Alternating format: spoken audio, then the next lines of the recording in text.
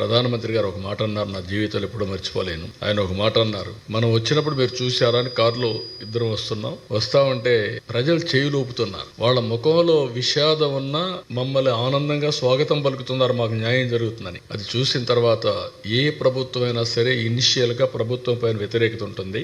అలాంటి వ్యతిరేకత కూడా లేకుండా వీళ్ళు మనల్ని వెల్కమ్ చేస్తున్నారంటే, స్వాగతం పలుకుతున్నారంటే it is a new experience for me. నేను చీఫ్ మినిస్టర్ కూడా పనిచేశాను అని చెప్పి ఆయన అన్నప్పుడు నాకు అనిపించింది, విశాఖపట్నంలో ఉండే ప్రజానీకం ఏ విధంగా గుర్తుపెట్టుకున్నారు, ఎంత నమ్మకం ఉందని. ఆ రోజు నేను దీపావళి ఒకే పిలిపించాను. దీపావళి రోజున మీరు గాని క్రాకర్స్ కాలిస్తే ఫైర్ యాక్సిడెంట్లు అవుతాయి. ఎక్కడ చూసినా చెట్లన్నీ ఎండిపోయి ఉన్నాయి, ఆకులు ఉన్నాయి, చెట్లు ఉన్నాయి, ఫైర్ యాక్సిడెంట్లు అవుతాయి, చేయొద్దంటే ఒక్క క్రాకర్ కాల్చలా. దీపావళి జరుపుకున్నారు, ఎక్కడ టపాకాయలు కాల్చలా.